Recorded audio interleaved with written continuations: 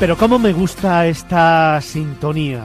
Una sintonía que siempre nos trae al estudio a alguien especial, a un gran viajero, a un gran amigo. Así que este viernes tenemos a alguien que me apetecía muchísimo desde hace mucho tiempo entrevistar. Este viernes desgranamos todo lo que tiene que ver con Carlos Olmo.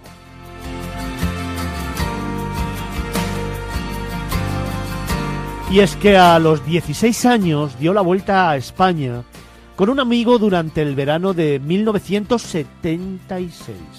Con 5.000 pesetas, una mochila, un saco de dormir y unas ganas enormes de conocer la nueva España que se abría ante sus ojos tras el fin del franquismo. Desde entonces ha recorrido más de 100 países, publicado más de 1000 reportajes multimedia y aprendiendo a amar y a respetar otras culturas y creencias.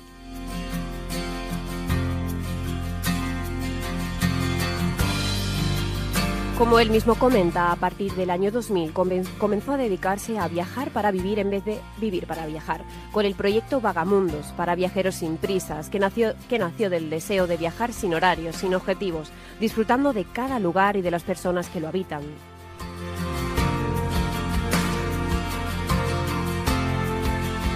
Y es que, dedicándose a vagar por el mundo, no solo se cansa de viajar, sino que cada día lo disfruta más, porque el mundo no debe verse a través de un periódico o una pantalla de televisión, sino que hay que sentirlo, palparlo, olerlo y saborearlo sobre el terreno, Aisa. Así es, otros proyectos que ha desarrollado son Camino de Santiago, Patrimonio Humanidad, Faros del Mundo, Recetas de Mundo, los populares concursos de fotografía El Fotón y de relatos de viaje Moleskine, que ya han superado la década de existencia.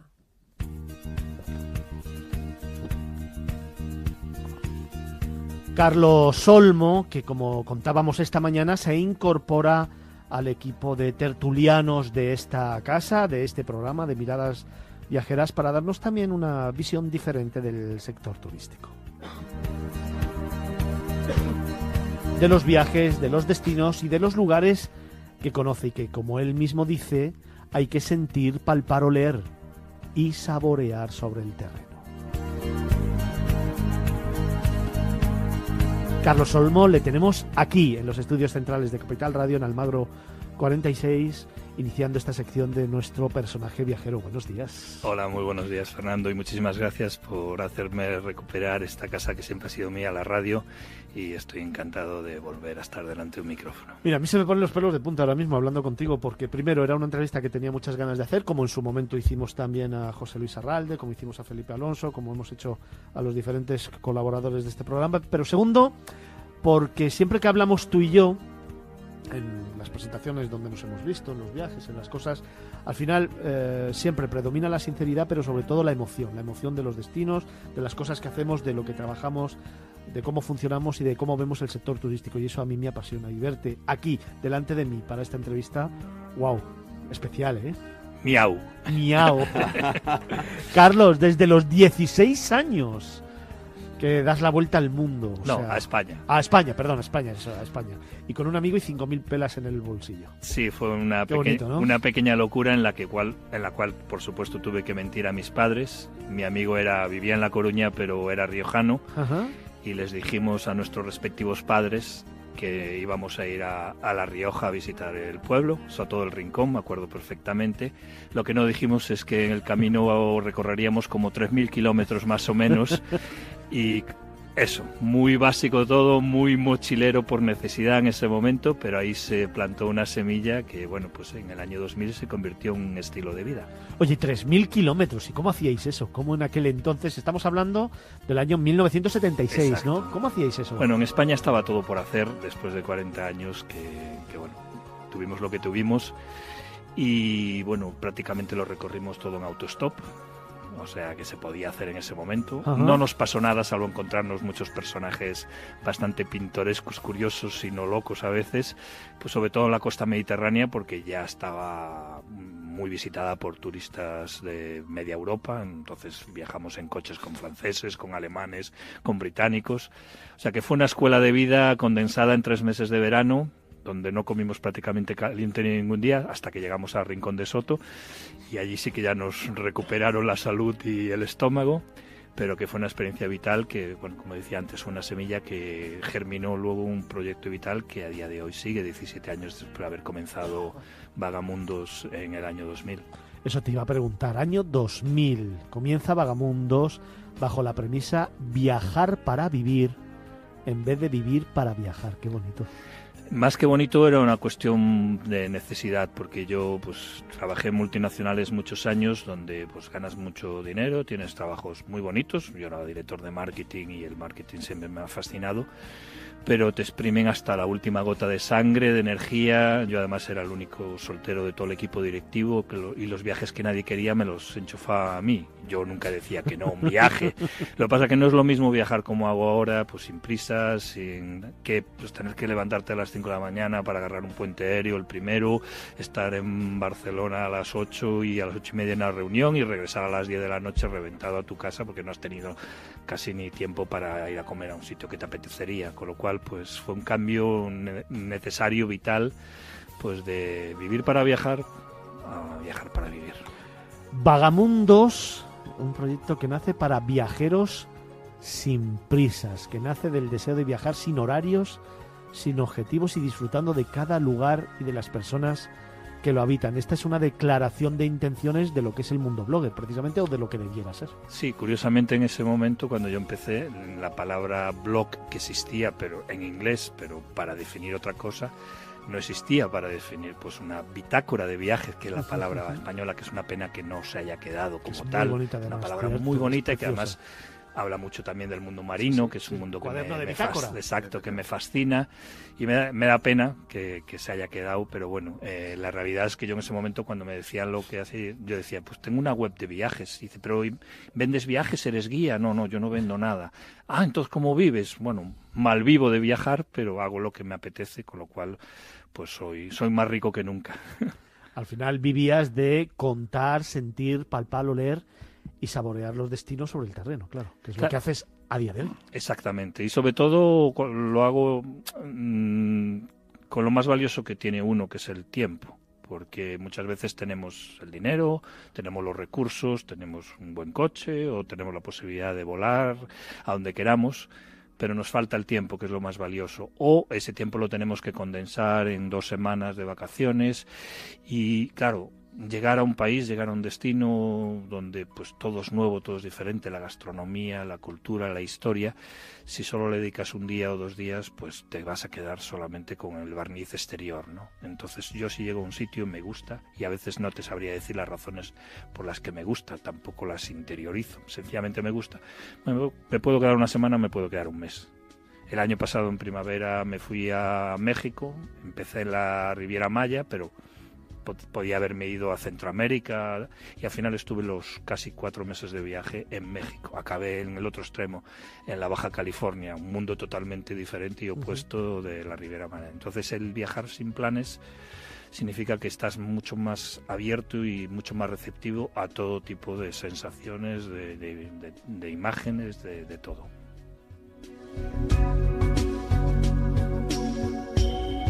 Carlos Sarral, de Guías Viajar, tenías mucho que preguntar, o al menos algo que preguntar. Sí, por lo menos algo.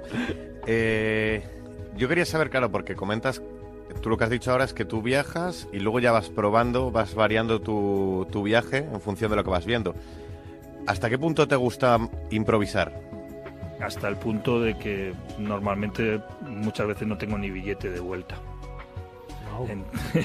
Entonces, bueno, ese viaje de 3 meses del año pasado en primavera a México, curiosamente en otoño me devolvió a México, porque en otoño yo crucé el Atlántico en un crucero, o sea que aunque soy mochilero, digamos, tampoco descarto medios de transporte que no suenen muy mochileros, aunque en este caso el presupuesto era totalmente mochilero. Crucé de Las Palmas de Gran Canaria a Colón en Panamá, 14 días de navegación, de los cuales 11 fueron en alta mar, sin ver tierra, y en precio de 650 euros, que incluyó absolutamente todo. Cocina de Paco Roncero, que no estaba físicamente allí, pero diseñó los menús. No era de MSC, era de Pullman Tour, pero vamos, imagínate, 14 días en un barco con todo incluido, por 650 euros. Sí, Y la propina incluida también. Con lo cual, eso es un presupuesto mochilero. Casi se podría decir que, aunque los restos de pasajeros no eran mochileros, porque podía ser un crucero sí. mochilero. Pero yo llegué a Panamá sin saber si me iba a Centroamérica, si me iba al Caribe, si me iba... No lo decidí. Luego también un poco la climatología me condicionó, porque en ese momento la época de huracanes se había alargado mucho en el tiempo. En viajar por Centroamérica y por el Caribe estaba complicado.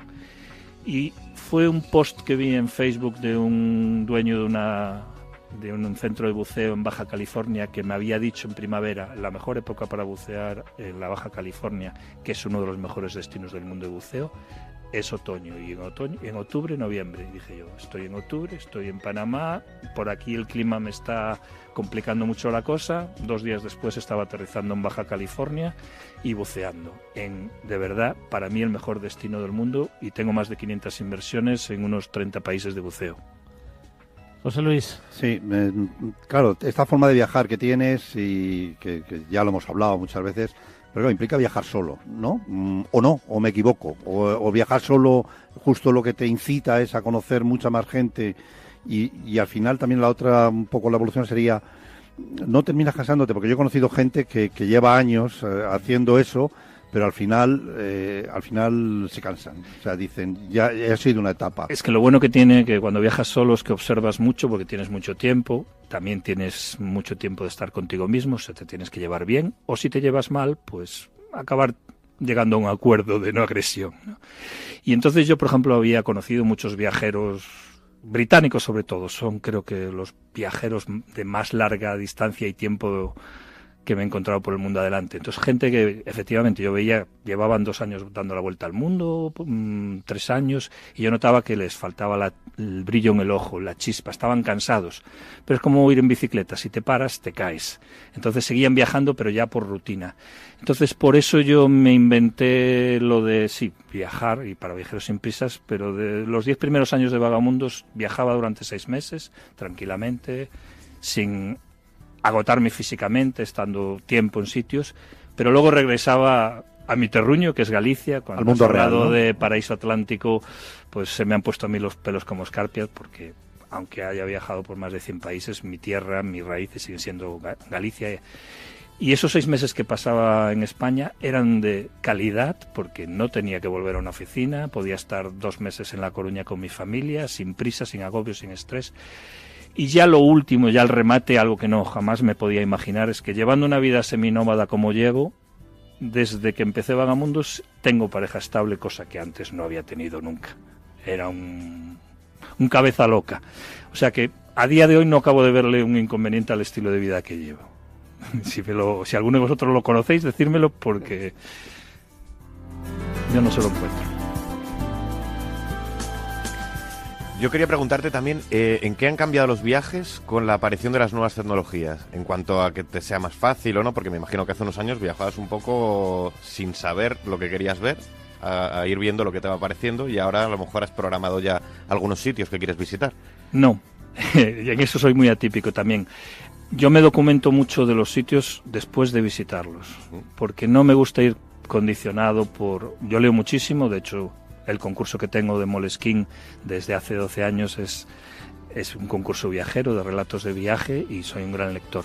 Pero me gusta llegar lo más virgen posible a los sitios. No me documento ni en internet, a lo mejor puedo leer algún libro que está basado, inspirado en una ciudad, en un lugar, pero me gusta llegar lo más virgen posible, y sí que después, ya sí que leo y me documento bastante, pues para ver cómo mi mirada es diferente de la de otros autores, otras personas que han pasado por ese lugar, esa ciudad.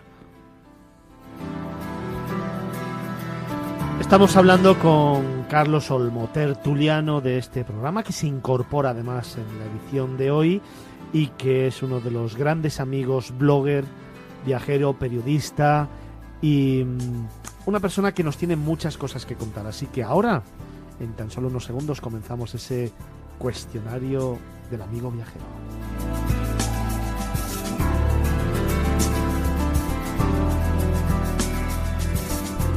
Cuestionario al que se va a enfrentar en el día de hoy Carlos Olmo. Vamos con ello.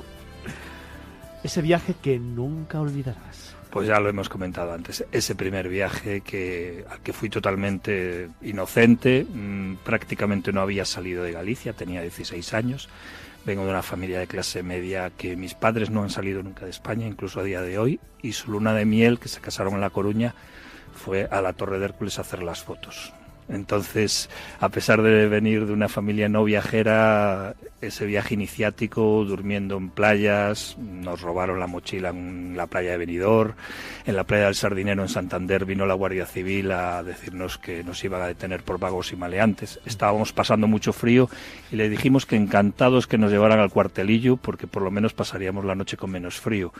Entonces ya cuando nos vieron así con ganas de ir al cuartelillo, pues dijeron no, terminen de dormir, pero como mañana vuelvan a dormir en esta playa, pues sí que les llevaremos detenidos. Realmente solo dormimos esa noche. Entonces eso te da un bagaje vital de experiencias que en esa edad, además, se acaban convirtiendo en, pues eso, en tu viaje iniciático y definitivo. ¿Un libro o un destino? Un libro, un destino, uy, eso es complicado, pero bueno, a mí, por ejemplo, me gusta mucho Rudyard Kipling. Y hay un relato de Rudyard Kipling que luego se convirtió en una película, El hombre que pudo reinar.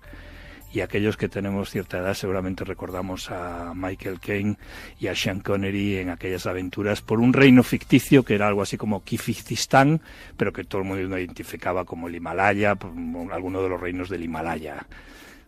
¿Una película, un destino? Bueno, yo antes de hacerlo de Vagamundos en 2000 ya tuve otra locura viajera en el año 96, dejé también mi trabajo y me fui con todo el dinero que tenía ahorrado a África.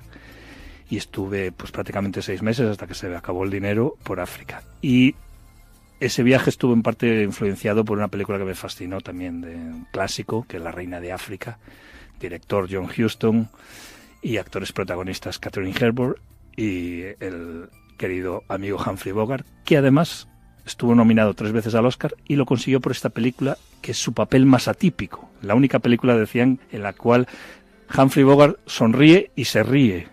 Pues con esa película consiguió el Oscar y a mí todo lo que es relacionado con África siempre me ha fascinado y en ese viaje agarré el mal de África, el buen mal de África.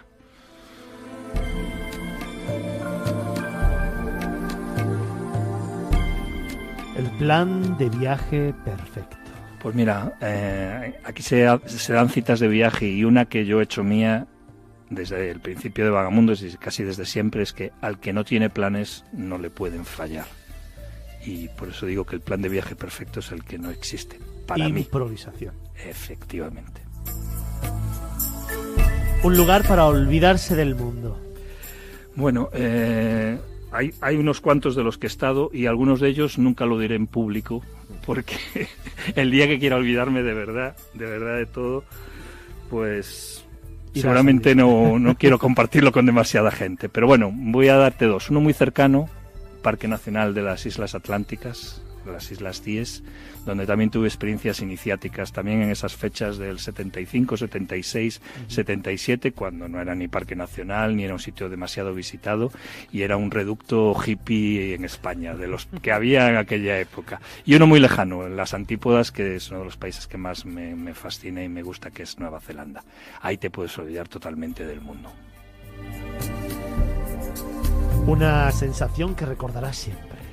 Pues doblar en barco, aunque no era un barco de vela, pero no dejaba de ser una experiencia. El Cabo de Hornos, antes cuando hablaban del crucero de MSC de Vuelta al Mundo, no el primero, sino el segundo, va a cruzar el Cabo de Hornos. Bueno, esos barcos tan grandes llevan una tecnología que ya permite que no demasiada gente se maree, pero en el barco en el que yo iba, que era de tamaño medio pequeño, éramos 100 pasajeros y la noche que doblamos el Cabo de Hornos, en la cena del comedor éramos como 10 solamente, porque teníamos olas de 8 y 9 metros y vientos de fuerza 7 que hacían que aquello no fuera un barco, sino una peonza moviéndose en todas las direcciones. Pero bueno, yo soy marinero de nacimiento, por haber nacido en La Coruña, y de vocación, y por suerte no me mareé.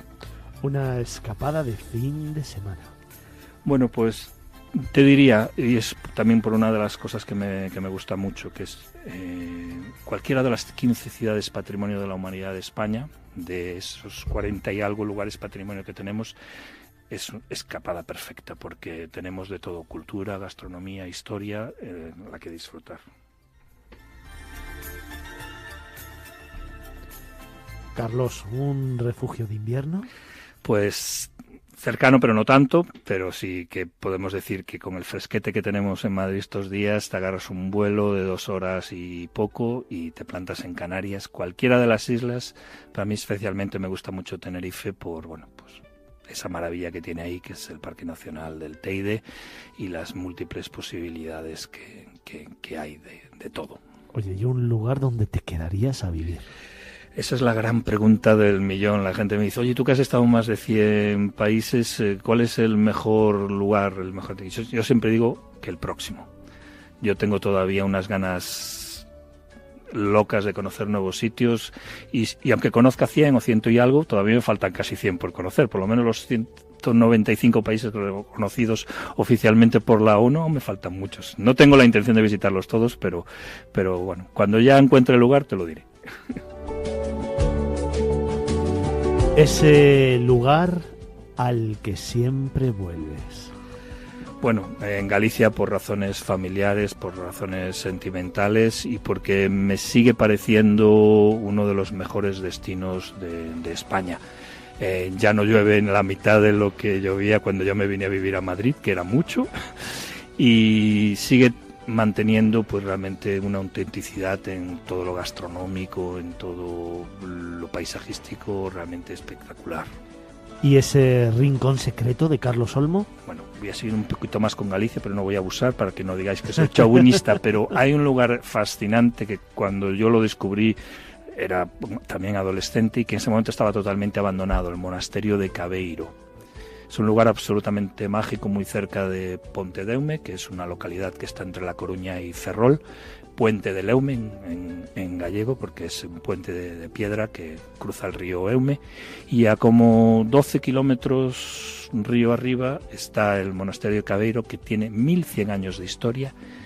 Y cuando llegas a sus ruinas, ahora está en parte restaurado, pero siguen siendo ruinas, te das cuenta de cómo era la vida de unos monjes que decidieron allí instalarse en un lugar donde el río se juntan dos afluentes, con su molino de piedra, con sus vides, que por supuesto nunca falta un buen sitio donde hacer un vino, un lugar absolutamente mágico. Se puede visitar ahora fácilmente, antes era más complicado llegar.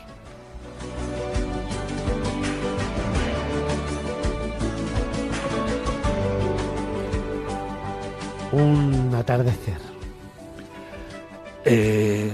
Me gustaron muchísimo los atardeceres de las antípodas, tanto en Australia como en Nueva Zelanda, quizás porque tienen de los cielos más limpios y menos contaminados del mundo, son paisajes absolutamente únicos. Y en el caso de Nueva Zelanda, pues como no es demasiado grande, pues tienes los amaneceres en la costa este y el mismo día puedes ver el atardecer en la costa oeste, con lo cual fantástico. ¿Y un lugar como sacado de un cuento? Bueno, en realidad se puede decir que es un cuento, porque el año pasado estuve precisamente además con José Luis en un viaje por la Bavaria alemana y tenía muchas ganas de conocer el famoso castillo de cuento de Luis II de Baviera. Lo que pasa es que sigo sin poderlo pronunciar bien, Neuschwanstein o algo así, que me perdonen los alemanes, pero que es un sitio de cuento, realmente es un castillo fascinante y cuando conoces la historia en detalle, todavía más fascinante. ¿Y ese lugar para recomendar? Voy a decir la ciudad que me acogió hace 30 años cuando me vine, porque creo que realmente es una ciudad absolutamente fantástica, que es Madrid. Hay mucha gente, hoy he estado desayunando con un nómada digital que conocí en ese crucero de Las Palmas a Panamá, él vive en Tenerife, y me decía, yo es que vengo a Madrid, me gusta, pero una semana después estoy agobiado. Y yo digo, bueno, porque vienes de un sitio donde vives a otro ritmo completamente diferente, pero yo llevo 30 años viviendo en Madrid y sigue siendo la ciudad que realmente me encuentro más a gusto. Las dos últimas. Un viaje que te dejó sin aliento. Sin aliento literalmente, subir al Kilimanjaro, que fue esa locura que hice en el año 96. Me entrené, de hecho ese año corrí por primera vez el maratón de Madrid como entrenamiento para poder llegar al Kilimanjaro con garantías, pero yo nunca había estado por encima de 4.000 metros y había subido bastantes montañas en Pirineos, y llegar a los 6.000, casi 6.000 que tiene el Kilimanjaro, hay un pequeño problema, el mal de altura. Lo pasé muy mal, me quedé sin aliento, estuve a punto de abandonar, pero logré ver amanecer desde la cima de Kilimanjaro. Carlos, ¿y el viaje soñado? El viaje soñado es poder volver a Venezuela, que es el país de donde es originalmente mi pareja. He estado varias veces en Venezuela en los últimos 15 años. La última vez fue en el 2013 y ya decidí no regresar porque realmente viajando mochilero se complica mucho la cosa y no hay seguridad, no hay ningún tipo de... Pero sí que me gustaría volver a Venezuela, lo cual significaría que, bueno, ha cambiado la situación, que el país se está recuperando de ese tremenda desgracia que ha sido los últimos 20 años y me gustaría, y es uno de esos destinos donde a lo mejor me gustaría acabar mis días. Pues vamos terminando antes de las 2 del mediodía, donde daremos paso a los servicios informativos en 10 segundos. Paraíso Atlántico, es tu tierra. Sí. Y te iba a decir que en el cuestionario falta una pregunta que es el viaje que más te ha marcado como persona. Venga. El Camino de Santiago. El Camino de Santiago. Un día tenemos que hablar de él. Pues hablaremos de él largo y tendido y además lo haremos con Carlos Olmo y todo el equipo de tertulianos de esta casa. Estoy feliz por tenerte con nosotros. Y yo muy contento de volver a mi casa, que es la radio. Gracias a Carlos Olmo, Vagamundos, que a partir de hoy será tertuliano de esta casa y de este programa. Miradas Viajeras, Capital Radio. En tan solo 2 minutos y medio, servicios informativos y después continuamos.